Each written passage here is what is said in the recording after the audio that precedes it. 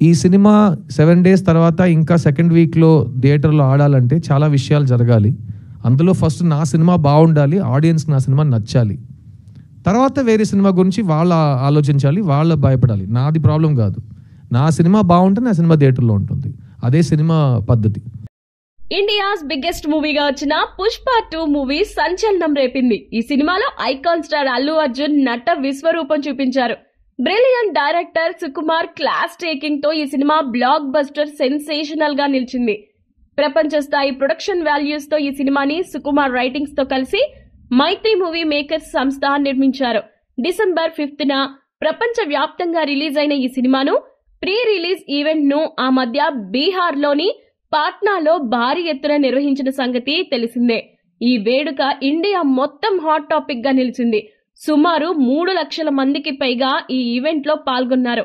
అయితే ఈ పాట్నాలో జరిగిన ఈ ఈవెంట్ పై తమిళ హీరో సిద్ధార్థ్ షాకింగ్ కామెంట్స్ చేశారు. ఆయన నటించిన మిస్ యూ మూవీ ప్రమోషన్స్ లో భాగంగా మాట్లాడుతూ బీహార్లోని పాట్నాలో పుష్ప 2 ప్రీ రిలీజ్ ఈవెంట్ కు వచ్చిన ప్రేక్షకులు కేవలం మార్కెటింగ్ మాత్రమే, అది పెద్ద విషయమేమీ కాదు.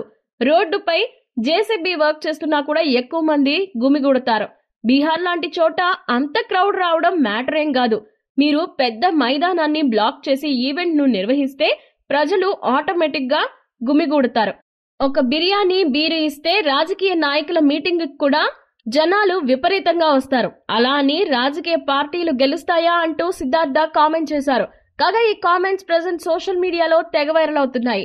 ఈ నోటు దురుసు వల్లే ఒకప్పుడు టాప్ హీరోగా ఉన్న సిద్ధార్థ్ సినిమాలు ఇప్పుడు చూసేవారు కూడా లేరని నెటిజన్లు సోషల్ మీడియాలో కామెంట్స్ చేస్తున్నారు. అయినా నేషనల్ వైడ్ గా సెన్సేషన్ క్రియేట్ చేసిన సినిమా ఈవెంట్ పై ఈ విధంగా కామెంట్స్ చేసి తన అక్కసు వెళ్లగక్కడం సరైన పద్ధతి కాదని బన్నీ ఫ్యాన్స్ అంటున్నారు. ఈ సినిమా 7 డేస్ తర్వాత ఇంకా సెకండ్ వీక్‌లో థియేటర్‌లో ఆడాలంటే చాలా విషయాలు జరగాలి. అందులో ఫస్ట్ నా సినిమా బావుండాలి. ఆడియన్స్‌కి నా సినిమా నచ్చాలి.